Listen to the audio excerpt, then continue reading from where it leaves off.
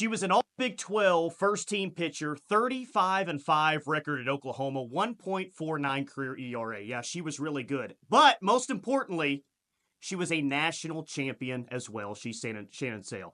Hey, hearing about all the accolades is probably still cool, but how does still hearing national champion still sound to you, Shannon?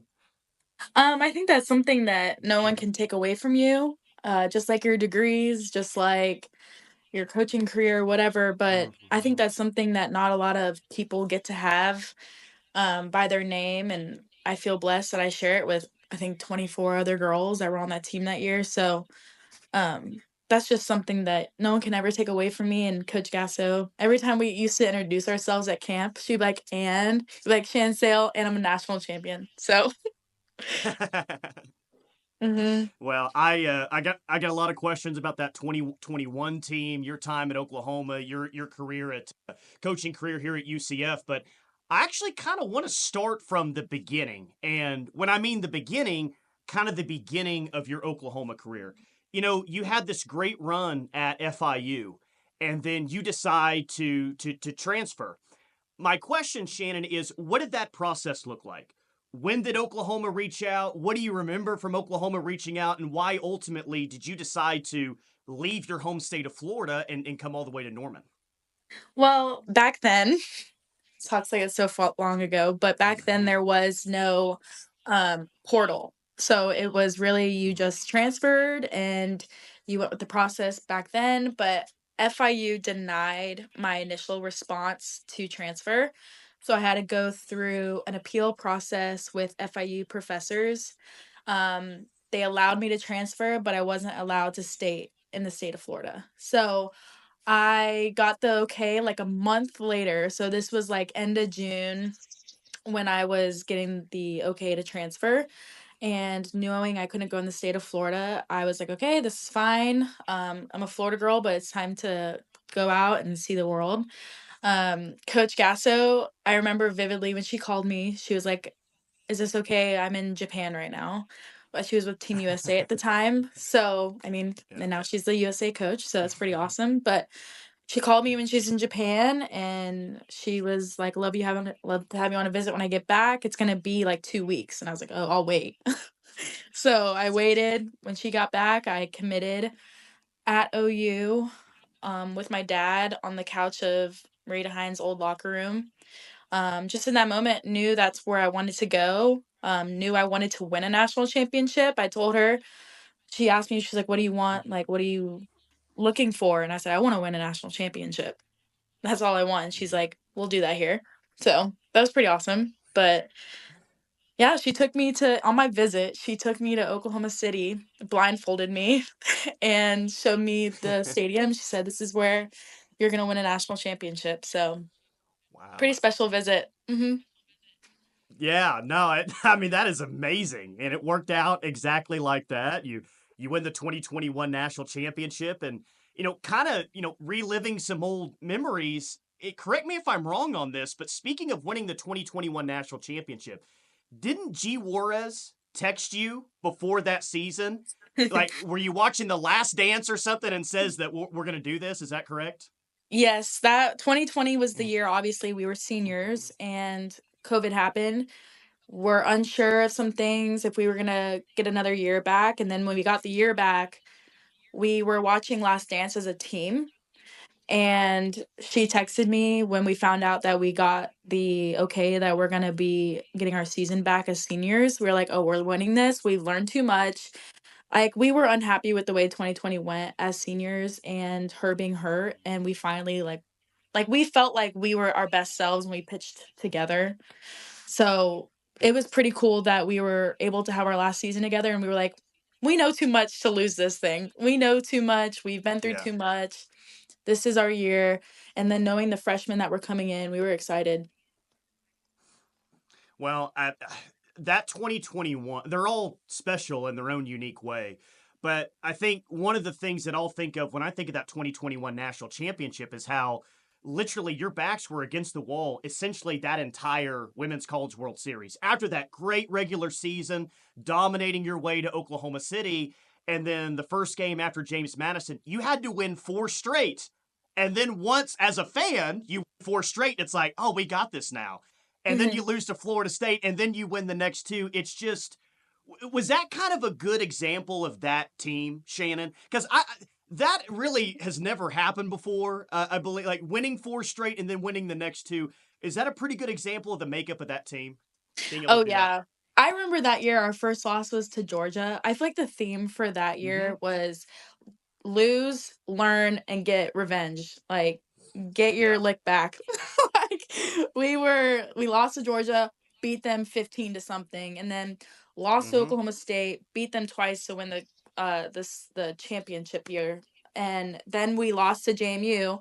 All right, we get our revenge back, two more games, lose to Florida State, get our revenge back. So I just think it was like we never took a loss as a failure. We took it as something to learn from. And that team, for sure, like feisty, we were gritty. We didn't take Mm-hmm. no for an answer. And even if we lost, it wasn't for nothing. Like we took that loss and we're like, okay, this is what we learned and we're not gonna let it happen again. And that I remember we were staying at a hotel, we lose to JMU, I get back to the hotel, I'm rooming with Jocelyn, and she goes, "Shannon, we're winning this thing. Like, we just lost to JMU. We have a day off tomorrow." And we're like, "Oh," but she's like, "We're winning this thing." I was like, "You're right. We are winning this thing." So, Yeah. um, we never doubted ourselves. No, and I think the first game in that four consecutive streak before the championship series was the win over Georgia. And that was a big win just to get the first one under your belt. Mhm. I felt like, and you can totally disagree with this if you like, but in terms of the biggest win in terms of getting back to the championship series, and yes, you had to beat JMU twice, but it felt like beating UCLA in that second game was a big deal because you'd lost to them in the championship series in 2019. Mhm. And I think that was kind of the moment that if UCLA was the best program at that time, you guys kind of took that, and Oklahoma's really risen to where it was. Like, how big was that win over UCLA in just the second game? You had to win two more, but it felt pretty big on that Saturday night. Oh yeah. I remember that game, and that is I agree, the biggest game because we got in it felt like embarrassed in 2019, and then when Mm-hmm. we were able to go back and win. And Rachel Garcia is an incredible pitcher, incredible athlete, Yeah. and, like, beating UCLA,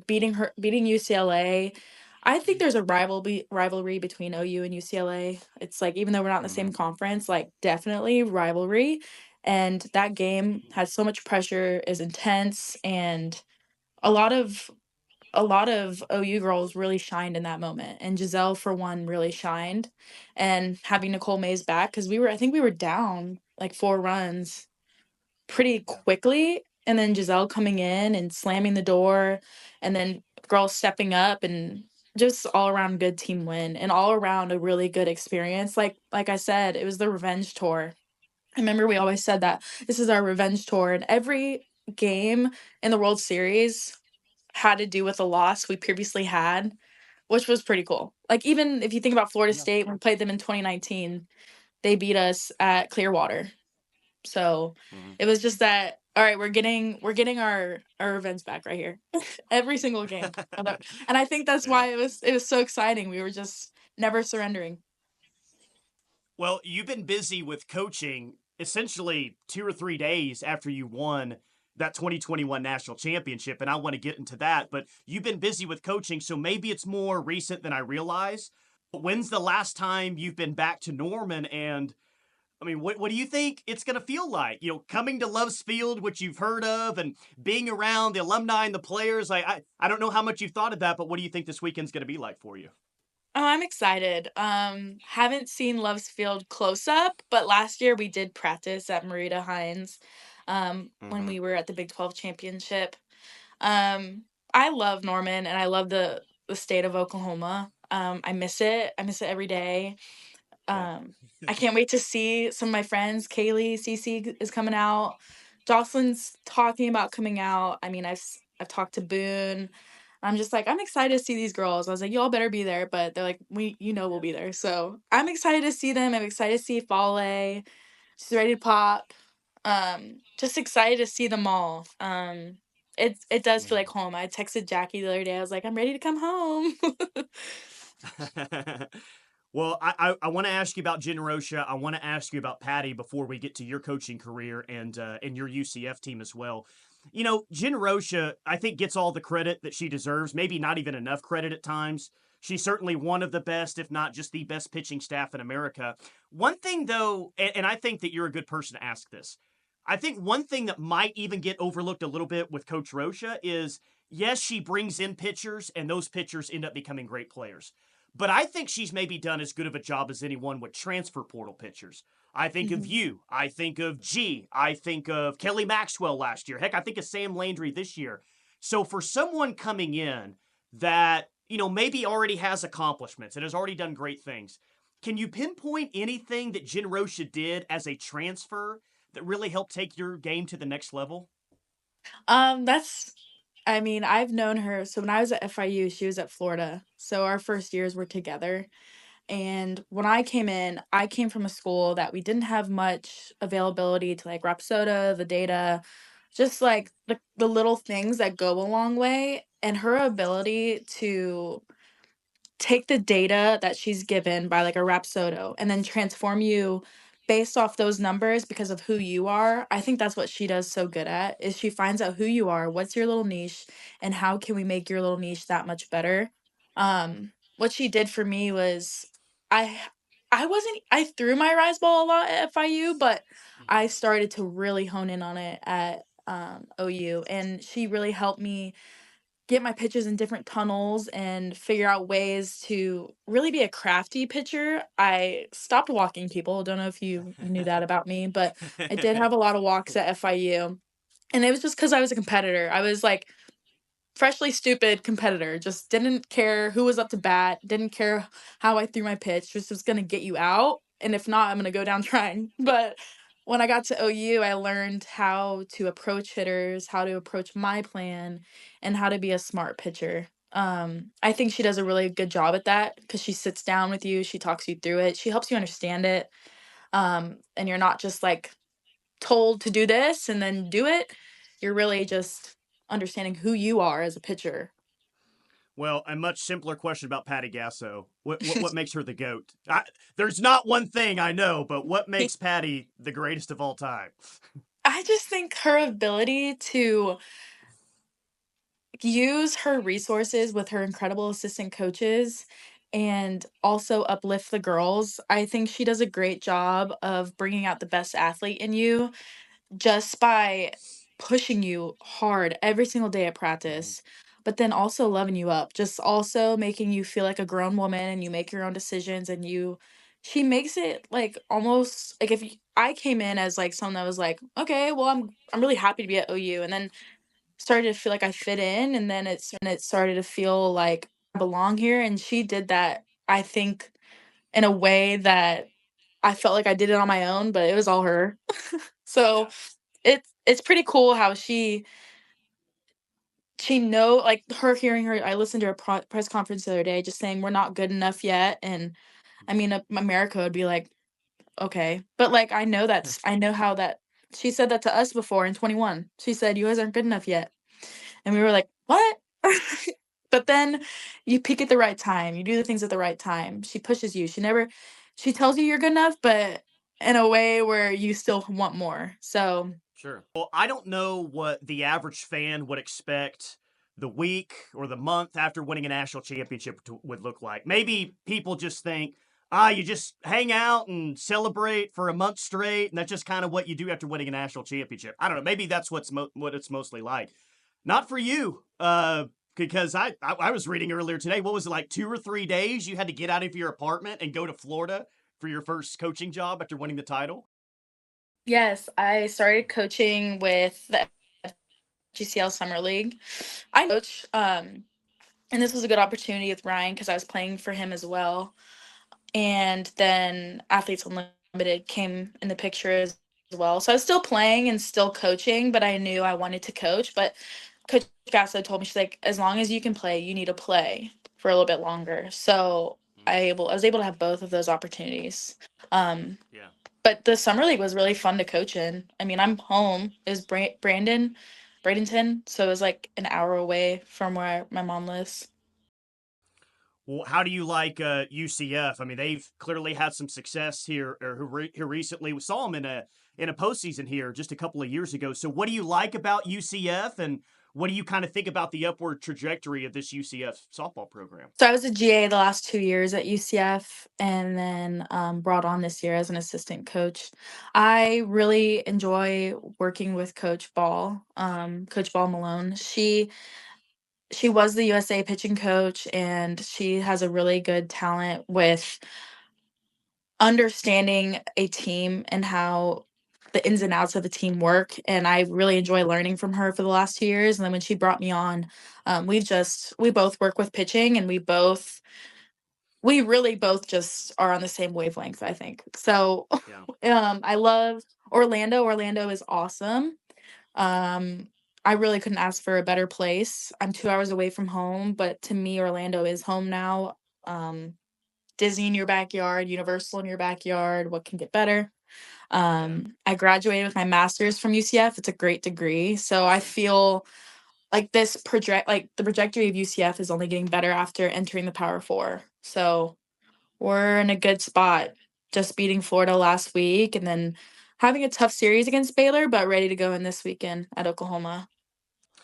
Yeah, and I was going to bring up everyone in the country saw that shutting out Florida last week. It's one of the best wins in all of college softball this year. How do you feel like the season's been going for UCF, and just kind of just a very quick general overview of the team that you're bringing into Norman this weekend? We have a tough pitching staff. They're all different. They all have different things that make them special. We have a great infield, and our hitting, we're working on timely hitting, but man, when they connect as a team, they really come together. I mean, that Florida win, I just think of the 2 solid home runs we had, and then on Sunday, how we were able to bounce back, Yeah.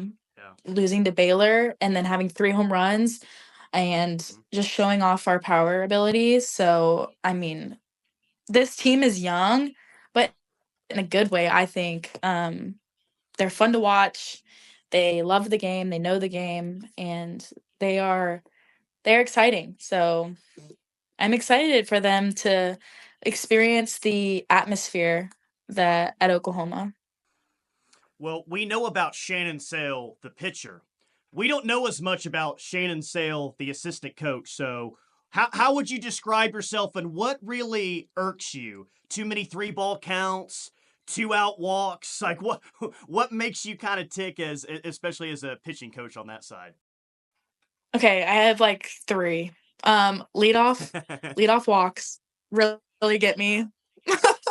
They know that. 4 ball walks really get me, and too many 3 ball counts, but I go back and, like, look at myself, and I'm like, "I used to do that." So, I can't get so mad, but I'm, like, trying to get to that point where I'm disconnecting myself when I pitch Yeah. versus, like, them, and I am hard on them, but they know it's out of love, um, and I think they wouldn't have it any other way, but I am hard on them, and, Yeah. they do know about the leadoff walk rule. They always score, except sometimes. Yeah. 80% of them Oh, always score, and that's too yeah. much of a That's percent for me. It is. It is. I totally agree with that. I've got two viewer questions for you before we get out of here. Chris says, "What are one or two important lessons you learned from your playing days at OU that you have imparted on the athletes you are coaching at UCF?" Wow, okay. I have learned that life is more than just softball, not to make it who I am or what I it's just what I do, because I used to really, I used to just get really upset after losses or a bad performance and just make it on my self-worth, and that was just so dumb. Like, I look back and I'm like, "Ugh, why did I do that?" And another one, we make the game way too hard. Mhm. And I tell them, I'm like, "Guys, hitting is hard. Pitching's hard, but hitting is hard. Why are we making it harder on ourselves?" And I even tell that to the hitters. I'm like, "We make this game way too hard." And I try to bring that into perspective for them because that's something that I go back and look now. I'm like, why did I do that? Why did I make it so much harder? Why did I give it so much more meaning when I was just better when I was not thinking about it? Last one. Kaylin says, when did you know you wanted to be a coach? When after like when I went to OU, I when I was at FIU, I wanted to be an elementary school teacher. And then I think I've always wanted to teach in some way. But then when I got to OU, I started giving lessons and I was like, I like this, but I think I like the game strategy more. So then I was like, I want to go into college coaching and not just lessons. Or I really like the recruiting part. I like the getting the athlete. I like the making the athlete better and all of that aspect of it all. So I was like, college coaching's for me. But after when I got to OU is when I knew. Final bonus question. I don't know how much free time you're going to have this weekend. I know a lot of your teammates. I don't know if you'll be able to go out in Norman or anything, but food spot in Norman that maybe you miss, and if you have the opportunity, you're looking forward to getting back there. Me and my dad have already talked about this. I have 4 I miss, and we're trying to decide which one we're gonna go to. Tara Mahara's, I think I'm saying that Yes. right. Gyro Yep, you are. Hero, Magic Noodle, and Othello's. Those were me and my dad's 4 spots, and we're deciding which one we have time for because we get in super late Thursday and leave Saturday. So trying to figure out which one I can go to. But Magic Noodle, if you haven't been, it's phenomenal. I don't even know if it's still there, but it's phenomenal. Well, Tar Mahara's is so fast, you may be able to go to 2 if you go there first. I mean, you sit down and order, and the food's out in like 3.5 minutes, so it's perfect there. Oh, I love Tarahumara's. There's so many food spots there that I just miss. Okay, and I miss Brahms. We don't have Brahms here. And Brahms strawberry ice cream is so good. And we have a girl on our team from Edmond, Oklahoma. And she'll always be like, "Are we Yeah. getting Brahms?" And we go, I'm like, yeah, just for you and I. Well, I'm excited to see you back this week. I know a lot of people are as well, and I just have a great weekend. Have a great weekend here. Hope all your teammates show up and your team plays well. Obviously, is what you want more than anything. But I hope you enjoy your trip back to Norman. Thank you.